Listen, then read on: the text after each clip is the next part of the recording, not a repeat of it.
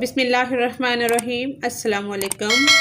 Model text book of computer science based on national curriculum of Pakistan for grade 9 computer की ये new book है जो तरमीम शुदा सिलेबस के मुताबिक मार्केट में अवेलेबल है। कंताब वालों ने इसको पब्लिश किया है। कंताब publisher Lahore Pakistan. Federal board में 9 क्लास के लिए ये बुक जो है रिकमेंड की गई है। अभी फेडरल की अपनी कोई बुक्स नहीं आई। कंताब वालों की सबसे पहले बुक्स जो है मार्केट में अवेलेबल हैं। हर सब्जेक्ट की 9 क्लास की पूरी बुक्स मिल रही हैं। आज हम कंप्यूटर पे लेक्चर बनाने जा रहे हैं। यूनिट नंबर 1 जो चैप्टर नंबर 1 है वो है कंप्यूटर सिस्टम। विदाउट हम डिस्कस किए टॉपिक्स को सीधा इसकी एक्सरसाइज पर चले जाएंगे क्योंकि एक्सरसाइज में ज़्यादा प्रॉब्लम सामने आ रही हैं क्योंकि उस पर कोई वीडियो या लेक्चर बना हुआ नहीं है। ना ही इनके QR कोड में, ये जो QR कोड दिया गया है इसमें भी कोई लेक्चर नहीं है। वैसे भी यूट्यूब पर इस बुक पे कोई भी लेक्चर अवेलेबल नहीं है। यहाँ से इसकी एक्सरसाइज स्टार्ट हो रही है। मल्टीपल चूज ऑप्शंस, ये बुक वर्क है जो कि हमने कंप्लीट कर लिया है। फर्स्ट है which generation of computer used vacuum tubes as the main electronic component, first generation. इसी तरह सेकंड वाले का बी है what is the primary function of a CPU central processing unit in a computer processing instructions and calculations, इसका correct answer है। Third one है इसका B है what type of memory is volatile meaning data is lost when the computer is powered off, main memory. 4 वाले का B correct answer है। इसी तरह से 5 जो है what type of computer is non for processing data is extremely high speed and is used for scientific and engineering applications, super computer. 6 का ये सी वाला पॉइंट जो है ये करेक्ट आंसर है, इसको सर्कल कर दिया है मैंने। 7 वाले का बी पॉइंट करेक्ट आंसर है। 8 का सी पॉइंट है और 9 का बी सी है। 10 का सी है। नेक्स्ट पॉइंट है शॉर्ट क्वेश्चंस, मुख्तसर सवाल जो हैं वो हमने सॉल्व किए हैं। Explain the concept of the von Neumann architecture and its significance in computer design, इसको यहाँ से हमने लिखना स्टार्ट कर दिया है। ये इसका आंसर है। द वैन न्यूमन आर्किटेक्चर, फ़न तमीर में वैन न्यूमन जो है ये एक डिज़ाइन है। Computer design is a computer design. Von Neumann क्या है, फ़न तमीर में कंप्यूटर डिज़ाइन है। कॉन्सेप्ट ये तसव्वुर, डेट सेपरेटेड मेमोरी जो कि अलग करता है मेमोरी को। From processing unit, processing unit से मेमोरी के तस्वर को अलग करता है। अलाउइंग इजाज़त देता है इंस्ट्रक्शंस हदायत को। एंड डाटा, और डाटा को टू बी स्टोर्ड के ज़ख़ीरा हो जाए in the same memory unit. Its significance, या इसकी जो सिग्निफिकेंट अहमियत है बिकॉज क्योंकि it laid the foundation for modern, ये जदीद कंप्यूटर में जो मॉडर्न कंप्यूटर हैं, मॉडर्न कंप्यूटर में डिज़ाइन की बुनियाद बना। Modern computer design enabling the certain of programmable computers and facilitating the development of complex software, जिससे प्रोग्रामेबल कंप्यूटर की तख्लीक यानी कि और पेचीदा सॉफ्टवेयर की तरक्की को आसान बनाया गया। इस वजह से इसकी सिग्निफिकेंस अहमियत बहुत ज़्यादा है। क्वेश्चन नंबर 2 है डिस्क्राइब, बयान करें the role of cache memory, cache memory का किरदार जो है वो हमने बयान करना है। ये L1, L2 और L3 जो लिखा हुआ है इसका मतलब है लेवल 1, लेवल 2 और level 3 in a computer system and how it improves performance, ये अपनी परफॉर्मेंस को किस तरह से इम्प्रूव करती है और इसका क्या रोल है कंप्यूटर सिस्टम में। Cache memory including level 1, level 2 and level 3 caches, यानी कि ये 3 लेवल पर मुश्तमिल होती है। Stores frequently access data and instructions closer to the CPU central processing unit। वो CPU के करीब चीज़ों को जमा करती है। reducing कम करती है the time it takes, वो जो टाइम लेता है for the processor to access then from main memory, यानी कि डेटा की बाज़ियाफ्त को तेज़ करके सिस्टम में को तख़ीर होने में से बचाती है, इसकी कारकर्दगी को बेहतर करती है। This improves performance by speeding up data retrieval and reducing latency in the system. Question number 3 है डिफ्रेंशिएट करें बिटवीन के दरमियान प्राइमरी बुनियादी नेसेसरी जो कि ज़रूरी होती है, components and auxiliary peripheral components of a computer system provide examples of each.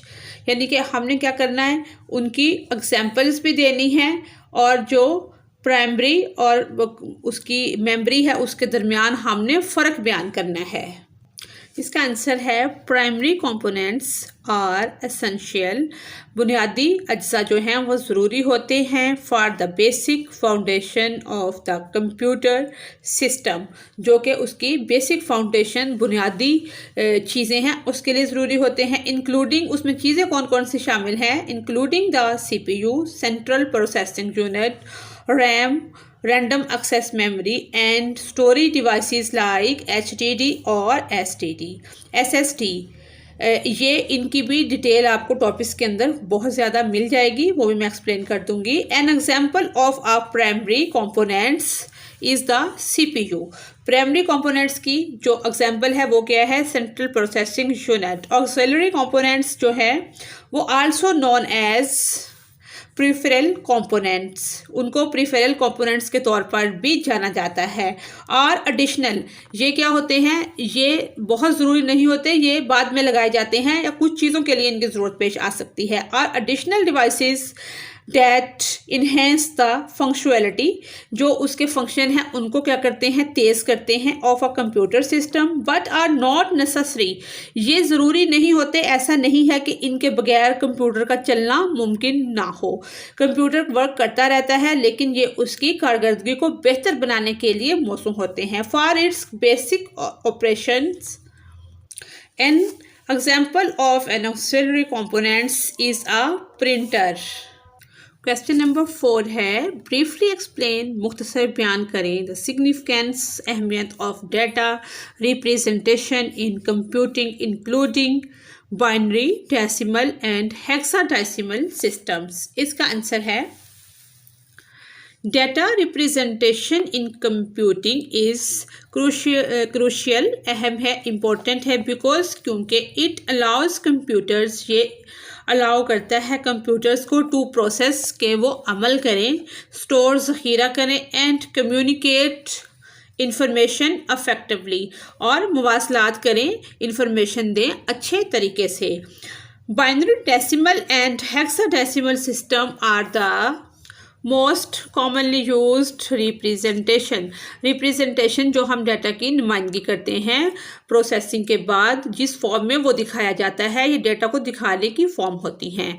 Number 1 है binary, used by computers internally. Binary represents data using only 2 symbol 0 and 1। Binary system में जो डाटा होता है वो 0 और 1 की फॉर्म में दिखाया जाता है। डेसिमल वैसे तो शायरी को कहते हैं। Familiar to human, decimal is base 0 1, यानी कि 1 0 10 जो है, यूजिंग डिजिट्स फ्राम 0 to 9, इसमें हम 0 से 9 तक डिजिट को इस्तेमाल कर सकते हैं। It's often used for human readable data, ये आमतौर पर इंसान के पढ़ने के काबिल डाटा होता है, बिकॉज क्योंकि it aligns with our everyday arithmetic.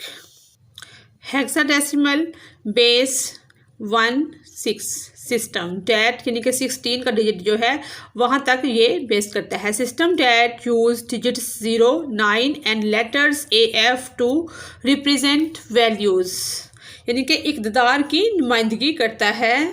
These systems allows programs and engineers, programmers जो होते हैं और इंजीनियर्स जो होते हैं उनको ये सिस्टम अलाउ करता है, इजाज़त देता है to work with data at different levels, के वो जो उनका डाटा होता है उसको मुख्तलिफ लेवल पर उसका काम करें और of obstruction and optimize computer system for efficiency and free functionality, यानी कि मुख्तलिफ सतहों पर डेटा के साथ काम करके और इनकी फ़आलियत के लिए कंप्यूटर सिस्टम को बेहतर बनाने की इजाज़त देता है। क्वेश्चन नंबर 5 है, what are the key functions of the central unit, CPU के कौन से की फंक्शन हैं, कलीदी फंक्शन है in a CPU central processing unit and how does it contribute to the executions of instructions, हदायत पर अमल दरामद में किस तरह तावन करता है। इसका आंसर है the central unit CPU is in a central processing unit, CPU is responsible, जिम्मेदार है for coordinating यानी कि मरबूत करना and controlling और कंट्रोल करना, संभालना the execution of instructions, जो इंस्ट्रक्शन हम देते हैं। इट्स की फंक्शन, इसके जो कलीदी फंक्शन है अफ़आल है, include fetching instruction from memory, decoding them and executing them by directing the appropriate data, मुनासिब डेटा to the arithmetic रियाजी लॉजिक मंतकी unit ALU arithmetic logic unit और other parts of the CPU. Essentially, the CPU ensures that instructions are carried out in the correct sequence and manage the, वो क्या कहते हैं, जो central unit है वो इसको डाटा को अर्थमेटिक लॉजिक यूनिट के पास भी लेकर आता है और जो इसको डिकोड करता है और इनको सीक्वेंस के साथ करेक्ट सीक्वेंस में रखता है and manage the flow of data और डाटा के बहाव को कंट्रोल करता है within the central processing unit CPU, contributing to the overall execution, मजमूई तौर पर अमल दरामद में हिस्सा डालता है of instructions in a computer system. Question number 6 discuss, बात करें the role of the ALU arithmetic logic unit in a CPU, central processing unit जो है CPU में ALU का क्या किरदार है एंड इट्स सिग्निफिकेंस, और इसकी क्या अहमियत है इन डाटा प्रोसेसिंग में इसकी अहमियत क्या है और CPU में इसका किरदार क्या है। इसका आंसर है the arithmetic logic unit ALU in a CPU central processing unit is responsible, जिम्मेदार है for performing arithmetic and logic operations, यानी कि जो अर्थमेटिक लॉजिक यूनिट है वो CPU के अंदर इस चीज़ का जिम्मेदार है कि अर्थमेटिक और लॉजिक ऑपरेशंस को क्या करना है ऑन डाटा, के इसमें कौन से अर्थमेटिक और लॉजिक ऑपरेशंस हैं जिनको वो कंट्रोल करता है। Its role is crucial, data processing crucial अहम है डाटा प्रोसेसिंग बिकॉज, क्योंकि इट कैरीज आउट टास्क्स, ये निकालता है टास्क को सच एज एडिशन, यानी कि जो हम डाटा उसको प्रोवाइड करते हैं उसमें इसका किरदार ये है कि उसमें किसको जमा करना है, किसको तफरीक करना है, तकसीम करना है, मल्टीप्लाई करना है, ज़रब देनी क्या करना है, addition, subtraction, multiplication, division and comparison operations. The ALU performs these operations. Arithmetic logic unit in operations को perform करता है quickly, तेज़ी से and efficiently और मुअस्सर अंदाज में, making it a fundamental components is executing instructions and processing data within a computer system, यानी कि बहुत अच्छे तरीके से इनको परफॉर्म करता है और डाटा पर कार्रवाई करने के लिए इसका जो बुनियादी जुज़ है उसमें अहम किरदार अदा करता है। क्वेश्चन नंबर 7 है, एक्सप्लेन, वजाहत करें the concept of data representation, के concept of data representation, data की नुमाइंदगी का in binary and how binary digits bits are used to represent information in computer system, यानी कि बिट और बाइट जो इस्तेमाल होते हैं बाइनरी और बाइनरी सिस्टम के क्या होता है उसके अंदर इसका जो किरदार है उसको एक्सप्लेन करना है। आंसर है इन बाइनरी डेटा रिप्रेजेंटेशन, जो बाइनरी डेटा रिप्रेजेंटेशन नुमाइंदगी है इंफॉर्मेशन जो हम इंफॉर्मेशन प्रोवाइड करते हैं कंप्यूटर को, इस इनकोडेड, इसको डिकोड इनकोड किया जाता है यूजिंग ओनली 2 सिंबल्स, सिर्फ 2 अलामतों के ज़रिए इसको रिप्रेजेंट किया जाता है 0 and 1। ईच बाइनरी डिजिट, हर बाइनरी डिजिट जो है और बिट जो है represent a single piece of data, data के एक टुकड़े की नुमाइंदगी करता है। Such as binary digit in a number और a binary state in a crucial in a circuit, यानी कि वो एक डिजिट की नुमाइंदगी करता है। By combining bits in sequence, यानी कि उसको बिट्स को तरतीब में रखना। Computer represent and process complex information, कोई भी हम इंफॉर्मेशन देते हैं कंप्यूटर को वो हमें तरतीब में मिलती है, ऐसा नहीं होता कि आधी लाइन ऊपर की और आधी नीचे की उसके साथ आ जाए। सच एज नंबर, कोई उसमें नंबर हो, टेक्स्ट मतन हो, इमेजेस तस्वीर हो, एंड मोर, और कुछ भी हो। Each bits position in a sequence, her bits की जो पोजीशन है वो तरतीब में होती है। डिटरमाइन तयन करती है। इट्स सिग्निफिकेंस, उसकी अहमियत का। अलाउ करती है, इजाज़त देती है। कंप्यूटर्स को टू स्टोर के ज़ख़ीरा करें। एंड मैनिपुलेट, तोड़ जोड़ करना डाटा इफेक्टिवली, मौसर तरीके से उसकी तोड़ जोड़ करना और उसको सीक्वेंस में रखना और उसका रिजल्ट पेश करना, ये सब इसमें शामिल है। क्वेश्चन नंबर 8, क्वेश्चन नंबर 8 ये है compare and contrast volatile and non volatile memory in a computer, यानी कि वोलेटाइल और नॉन वोलेटाइल मेमोरी जो है, मुस्तकिम और गैर मुस्तकिम मेमोरी जो है वो हमने उसका बताना है। प्रोवाइड्स एग्जाम्पल ऑफ ईच, और दोनों की वोलेटाइल और नॉन वोलेटाइल की एग्जाम्पल्स भी पेश करनी है। इसका आंसर है volatile memory losses it's store data, जो वोलेटाइल मेमोरी है वो खो देती है अपना ज़ख़ीरा शुदा डाटा जो है। When the power is turned of, जब बिजली वगैरह चली जाती है या कंप्यूटर बंद हो जाता है। वेयर्स नॉन वोलेटाइल मेमोरी, जो कि नॉन वोलेटाइल मेमोरी है, रिटेन रखती है डाटा को। Even when the power is of, जब कंप्यूटर बंद भी हो जाता है तो भी अपने डाटे को बरकरार रखती है। एग्जाम्पल्स इसकी ये हैं। Examples of volatile memory include RAM, read, random access memory, while examples of non-volatile memory include ROM, read-only memory, and flash memory. इसकी एग्जाम्पल में थोड़ी सी मिस्टेक हुई है, वो मिस्टेक ये है कि इसकी जो एग्जाम्पल है वो है रैम नहीं है, रोम है, रीड ओनली मेमोरी, क्योंकि ये क्या होती है रीड ओनली मेमोरी, इसकी एग्जाम्पल रोम है कि वो सिर्फ एक दफ़ा ही हम उसको पढ़ सकते हैं, परमानेंट वो नहीं होती। और इसकी जो एग्जाम्पल है ये है रैम, ये है रैम। रैंडम एक्सेस मेमोरी इसकी एग्जाम्पल है और रीड ओनली मेमोरी इसकी एग्जाम्पल है। क्वेश्चन नंबर 9 है what are the key responsibilities, यानी कि अहम जिम्मेदारियां ऑफ द मदरबोर्ड की इन अ कंप्यूटर सिस्टम के अंदर, and how does it facilitate communication between various components.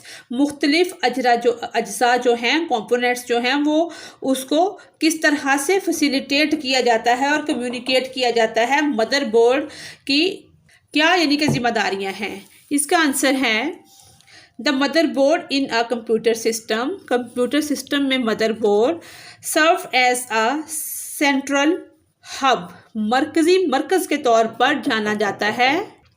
Providing, जो कि मुहैया करता है कनेक्टिविटी एंड सपोर्ट, कनेक्ट करने में और फेवर करने में for various components such as the CPU, RAM, storage devices and expansions cards. Expansion card जो होते हैं, सेंट्रल प्रोसेसिंग जो होता है, रैंडम एक्सेस मेमोरी, उनको एक दूसरे के साथ ज्वाइन करने में। इट्स की रिस्पॉन्सिबिलिटीज़, इसकी जो अहम जिम्मेदारियां हैं, including functioning facilitating communication between these components through the use of buses, slots and connectors। वो इन मुख्तलिफ फंक्शंस के ज़रिए उसको फैसिलिटेट करता है। इट आल्सो प्रोवाइड्स, वो ये भी मुहैया करता है, पावर, बिजली या इलेक्ट्रिसिटी जो है, distribution and ensure power, proper synchronizations, मुनासिब हम आहंगी ऑफ डाटा की transfer between components, thus enabling the seamless, बगैर किसी रुकावट के operation of the entire system, और जो उसके अंदर जो सिस्टम्स होते हैं उसको बगैर किसी रुकावट के सर अंजाम देना, और जो दूसरी कम्युनिकेशन होती है मुख्तलिफ कंपोनेंट्स की, उसको बेहतरीन तरीके से अंजाम देना इसका काम है। क्वेश्चन नंबर 10 है, डिस्क्राइब द फंक्शन, बयान करें the function of significance of power supply unit PSUs, यानी कि PSU का क्या किरदार है, पावर सप्लाई यूनिट्स जो हैं वो क्या किरदार अदा करते हैं इन अ कंप्यूटर सिस्टम, एक कंप्यूटर सिस्टम में, including their role it converting electrical power, यानी कि उसमें हमने ये भी बताना है कि उसके किरदार में बिजली को, पावर को कन्वर्ट करना, तब्दील करना भी शामिल है। इसका आंसर है Power supply units PSU in a computer system are responsible, PSU जिम्मेदार हैं कंप्यूटर सिस्टम में, फॉर कन्वर्टिंग इलेक्ट्रिकल पावर, बिजली को कन्वर्ट करने के, from the mains into usable voltage level required by the various components, यानी कि मुख्तलिफ अज्जा को जिस हिसाब से बिजली की ज़रूरत होती है उनको उसी वोल्टेज के अकॉर्डिंग उसको वोल्टेज को मुहैया करना, of the computer such as the motherboard, यानी कि मदरबोर्ड को कितनी वोल्टेज की ज़रूरत है उसको उस तरह से कन्वर्ट करके वोल्टेज को पूरा करके मदरबोर्ड तक पहुंचाते हैं। CPU, GPU and peripherals, their function is crucial as they provide stable and constant, यानी कि मुस्तकिम और मुस्तकिल मिजाजी से इलेक्ट्रिसिटी को फराहम करते हैं। ये नहीं किसी वक्त बंद हो गई या किसी वक्त चल गई, यानी कि उसको स्टेबल भी करना है और कांस्टेंट भी रखना है। Power to ensure the proper functioning of the computer system, PSUs also protect components, जो PSUs हैं वो क्या करते हैं, कंपोनेंट्स की हिफाजत करते हैं, फ्रॉम पावर फ्लक्चुएशन होता है उतार चढ़ाव, and supply enough to meet the demands of the system, thus contributing to its overall reliability and performance, और इसकी मजमूई कारकर्दगी को रिलायबल रखने में भी इसका अहम किरदार है। लॉन्ग क्वेश्चन है, इसके बाद लॉन्ग क्वेश्चन नंबर 1 है, डिस्कस, बात करें the evolution of computer generations, के कंप्यूटर की जो जनरेशन्स हैं उसमें कैसे इनकलाब बर्पा हुआ, फ्रॉम द फर्स्ट जनरेशन, पहली जनरेशन जो है, to the 5th generation, highlighting, हमने फर्स्ट, सेकंड, थर्ड, 4 और 5th पांचों जनरेशन को हाईलाइट करना है। की developments and technological advancements in each generation, के वो वक्त के साथ साथ उनमें क्या तब्दीली डेवलपमेंट्स होती गई और टेक्नोलॉजिकल एडवांसमेंट उनकी क्या थी, ये सबको हमने बयान करना है। आंसर है फर्स्ट जनरेशन 1940s से 1950, ये 10 ईयर के ड्यूरेशन पर मुश्तमिल है। फर्स्ट पॉइंट है इसका,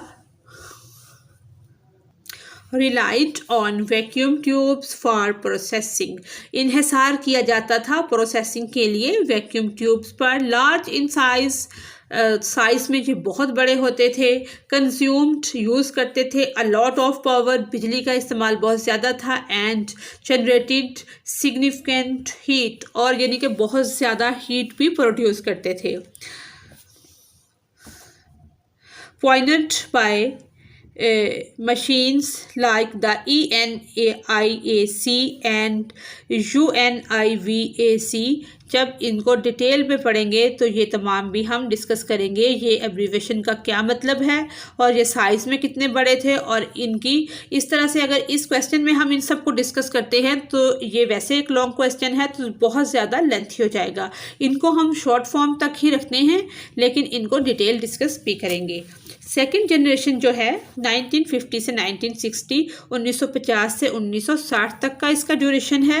इंट्रोड्यूस्ड ट्रांजिस्टर, इसमें तब्दीली क्या आई, उसमें क्या था, वैक्यूम ट्यूब्स थी, इसमें ट्रांजिस्टर यूज़ होना शुरू हो गए। विच वर स्मॉलर, यानी कि वो कुछ छोटे थे, मोर रिलायबल और ज़्यादा काबिल एतमाद भी थे, एंड एनर्जी एफिशिएंट, और उसमें बिजली की मिकदार भी कम इस्तेमाल होती थी। यूज़ ऑफ मैग्नेटिक, यानी कि मकनातीसी कोर मेमोरी जो थी उसका इस्तेमाल हुआ। इम्प्रूव्ड स्टोरेज, जिसने क्या किया, स्टोरेज कैपेबिलिटीज़ जो थी उसको बढ़ा दिया।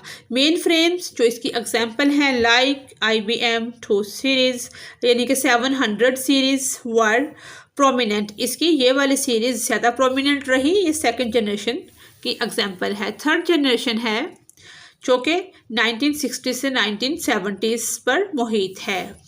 Emergence of integrated circuits ICS, इनको मिलाया गया इंटीग्रेटेड सर्किट से, इसको यानी कि ज़हूर में आए, बना लिए गए। विच फर्दर मिनिट्राइज्ड कंपोनेंट्स, यानी कि इनको मज़ीद मिनिमाइज कर लिया गया। पहली जनरेशन में बहुत बड़े थे, दूसरी में उससे छोटे हुए, तीसरी में मज़ीद छोटे हो गए।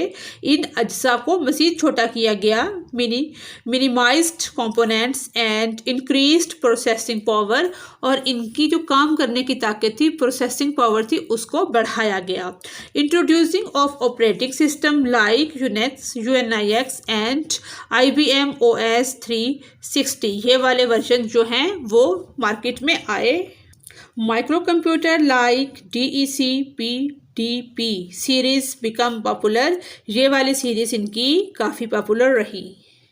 फोर्थ जनरेशन 1970s to 1980, 1970 से 1980 की दहाई के दरमियान इस्तेमाल होती रही।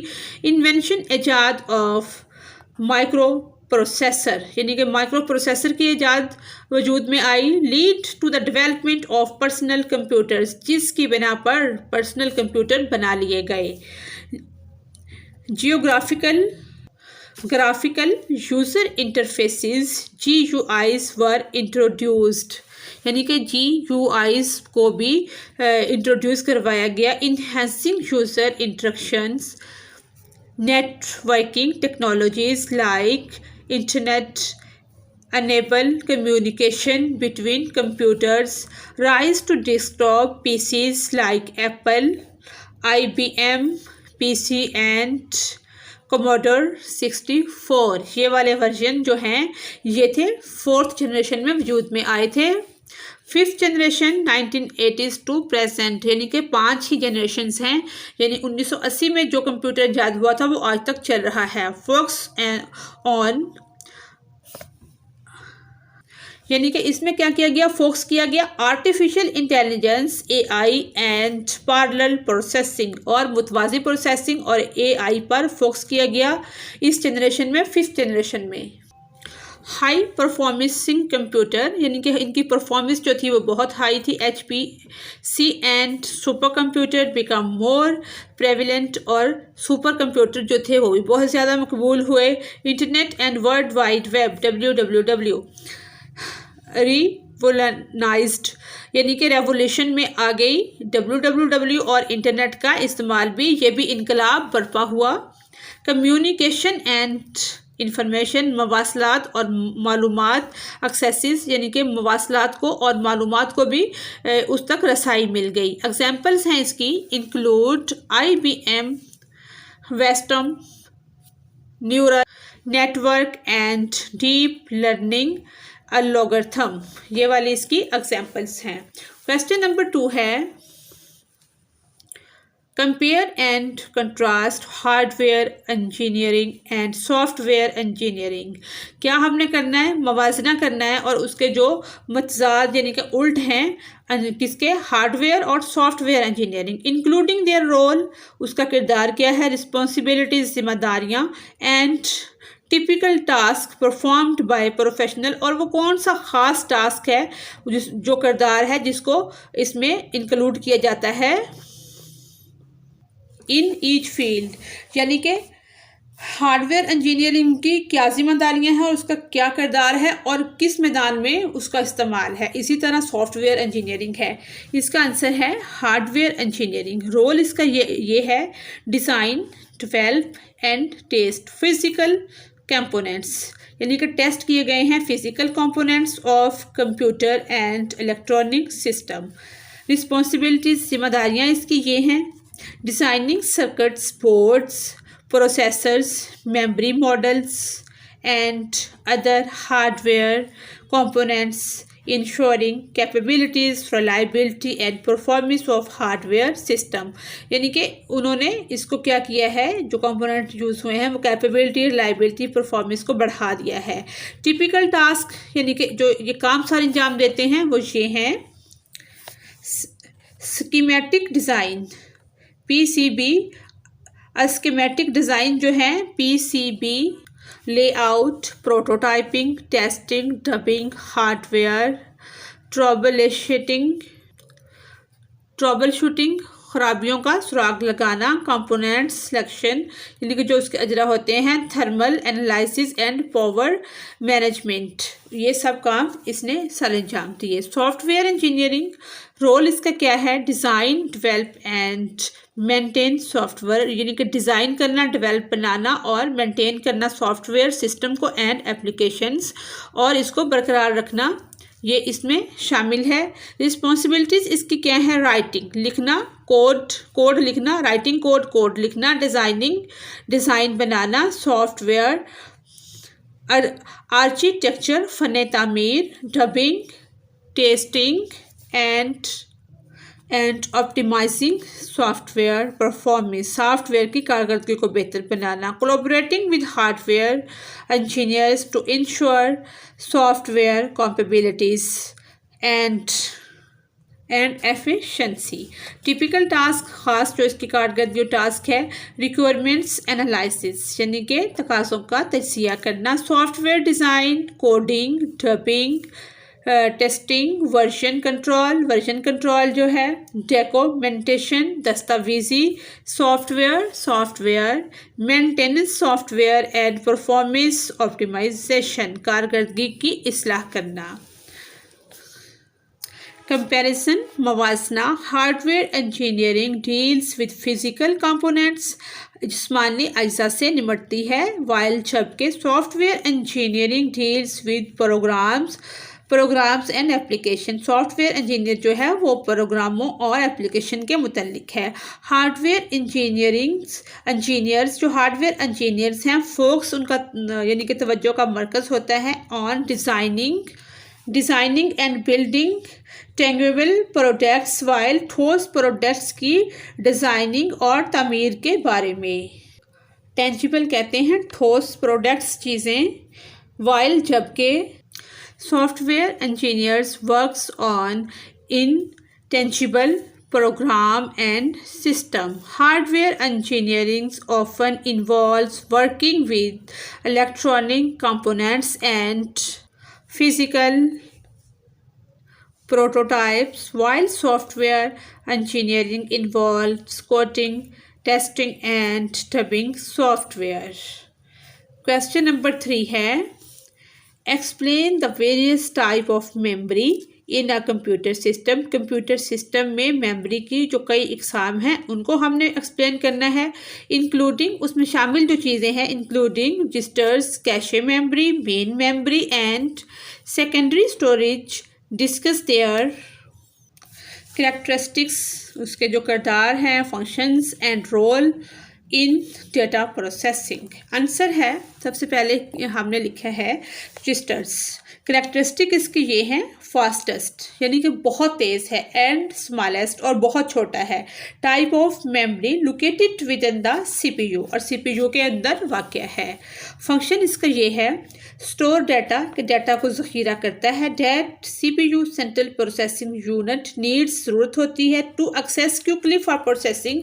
फंक्शन इसका ये है कि ये सीपीयू को जिस भी डाटा की ज़रूरत होती है तेज़ी से उसको पहुंचा देता है।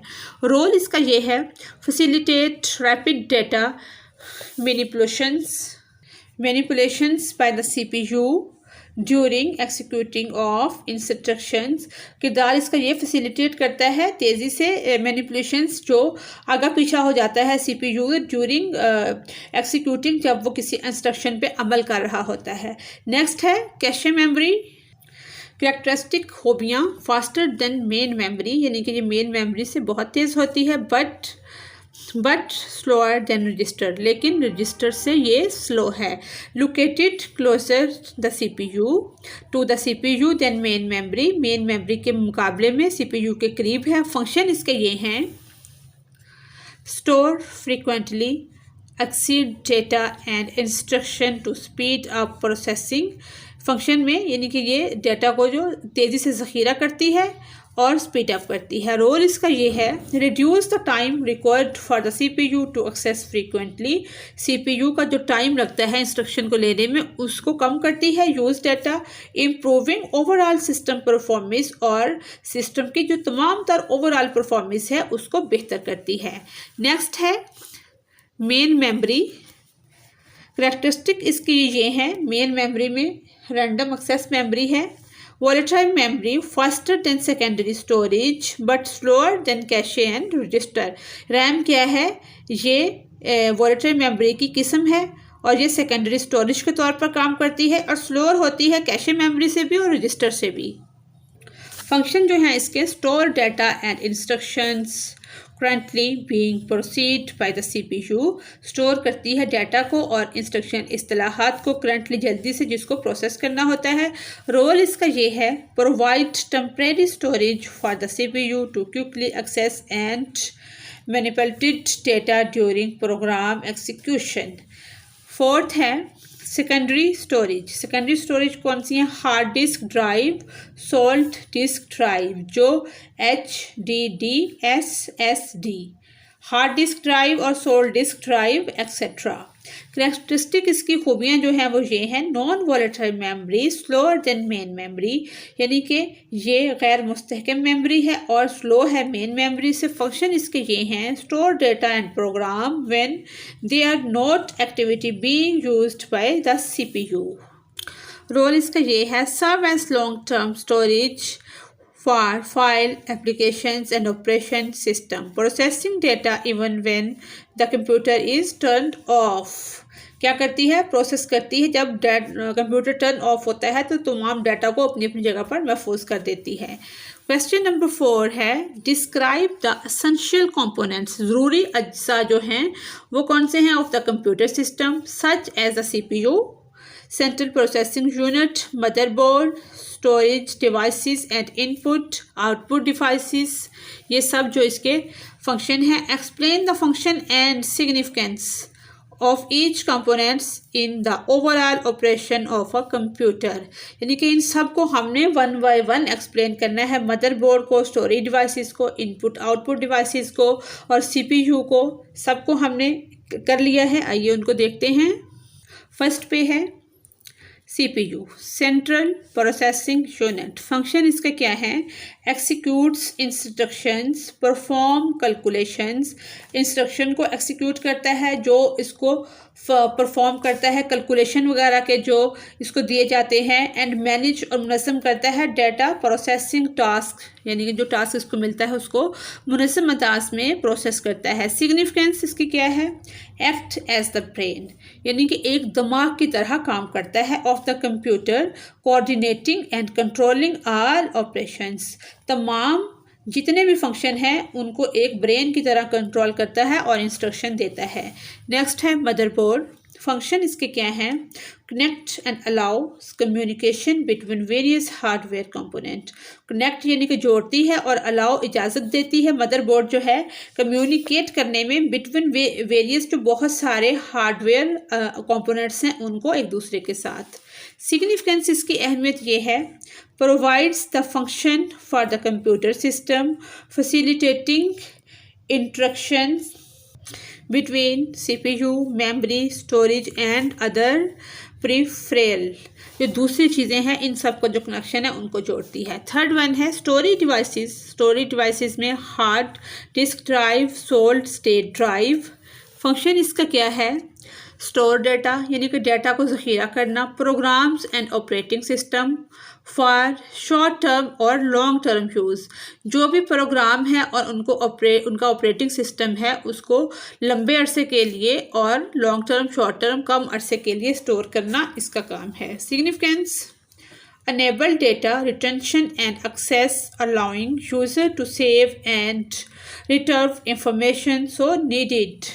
यानी कि वो क्या कहता है कि जब भी किसी डाटा को या किसी चीज़ को ज़रूरत होती है उस चीज़ की उसको दोबारा पेश भी करना भी इसकी सिग्निफिकेंस में शामिल है। इनपुट आउटपुट डिवाइसेस, इसमें keyboard, mouse, monitor, printer etcetera. Function इसके क्या हैं? Facilitate interaction between user. Facilitate करता है इंटरेक्शन को यूज़र जो इस्तेमाल करने वाले लोग होते हैं एंड द कंप्यूटर सिस्टम के कंप्यूटर सिस्टम को या कंप्यूटर को कोई भी इस्तेमाल कर रहा है जो उसका आपस में कनेक्शन है उसको बहाल रखना। Enabling input of data and commands and output of results. Input data और कमांड्स जो इसको मिलती हैं, आउटपुट और इसका रिजल्ट जो है वो उसको दिखाता है। Significance, enable user to communicate with the control the computer and to receive feedback। उसका फीडबैक लेना, कंट्रोल करना, कम्युनिकेट करना and output from the system और सिस्टम से आउटपुट को इकट्ठा करके दिखाना भी इसके काम में शामिल है। क्वेश्चन नंबर 5 है explore the concept of data storage. Data storage का जो कॉन्सेप्ट है उसको एक्सप्लोर करना है in a computer system, computer system के अंदर, including primary storage RAM, secondary storage HDD SSD, tertiary storage, optional disks and tape drives and cloud storage. Discuss their differences, advantage and cases. यानी कि cases भी उनके discuss करने हैं। इसका answer है, सबसे पहले है प्राइमरी स्टोरेज। प्राइमरी स्टोरेज में है रैम। करेक्टरिस्टिक इसकी खूबियाँ जो हैं, volatile, fast and directly accessible bye the CPU। ये मुस्तकिम मेमोरी में शामिल है और तेज़ है और डायरेक्ट यानी कि एक्सेसिबल पहुँच के काबिल है बाय द CPU की पहुँच में है। नेक्स्ट है advantage, provides quick access to data, पहुंचाता है जल्दी एक्सेस डाटा की एंड इंस्ट्रक्शन और जो इंस्ट्रक्शन है for the CPU during program execution. Use cases, storing data and instructions currently being processed by the CPU। Next है secondary storage, HDD SSD etcetera. Characteristic इसकी खूबियाँ ये हैं, नॉन वोलेटाइल, गैर मुस्तकिम ये होती है, स्लोअर देन प्राइमरी स्टोरेज, ये स्लो होती है प्राइमरी स्टोरेज से जो बुनियादी स्टोरेज है, बट लेकिन विद लॉन्गर कैपेसिटी, लेकिन इसकी कैपेसिटी काफ़ी ज़्यादा होती है इसमें। Advantage, provides long term storage, मुहैया करती है long term storage for files, applications and operating system. Operating system में जो फाइल और एप्लीकेशंस होती हैं उनको लॉन्ग टर्म स्टोर करती है। Use cases, storing data and programs when not activity in use, store करती है डेटा को और प्रोग्राम को जबकि कोई एक्टिविटी इस्तेमाल में नहीं होती, such as files, documents, multimedia and system backups. Tertiary storage, ये करेक्टरिस्टिक हैं इसके। टिपिकली ऑफलाइन स्टोरेज, ये आमतौर पर जब सिस्टम बंद होता है ऑफलाइन स्टोरेज है। मीडियम्स लाइक टैब्स और optics disks advantage offer low cost high capacity storage for archival purpose use cases long-term backup and archival storage of data that is accessed infrequently. Next है cloud storage. Characteristic इसके ये हैं data storage and retrieval services provide over the internet. Advantage इसके ये हैं accessibility from anywhere with an internet connection, scalability and data redundancy यानी कि जो फालतूपन होता है उससे, use cases storing and accessing data, collaboration, backup, disaster recovering and content distribution, content जो उसका मवाद होता है उसको डिस्ट्रीब्यूट करना, उसकी डिस्ट्रीब्यूशन करना, ये सब इसमें शामिल है। यहाँ पर ये फर्स्ट यूनिट की जो एक्सरसाइज है वो कंप्लीट होती है। मेरे चैनल के ऊपर ग्रेड 1 से 7 तक मॉडर्न इंग्लिश की तमाम वीडियोस दस्तयाब हैं इसकी प्लेलिस्ट के अंदर, और क्लास 9 का जो तरमीम शुदा चेंज होकर सिलेबस आया है वो भी तमाम वीडियोस बहुत जल्द मेरे चैनल पे मिलेंगी। काफ़ी सारा काम मैंने कंप्लीट कर लिया है, मज़ीद भी कर रही हूँ। तमाम यूनिट्स की जो एक्सरसाइज हैं उसको हम पहले सॉल्व कर लेंगे, जो इसके टॉपिक्स हैं उनको हम 1 बाय 1 डिस्कस करते जाएंगे ताकि आपको कोई भी मुश्किल पेश ना आए। अगर आपको मेरे चैनल से कोई रहनुमाई मिल रही है तो इसे सब्सक्राइब और लाइक ज़रूर करें। इसी के साथ ही आज की एक्सरसाइज कंप्लीट होती है। Thanks for watching us.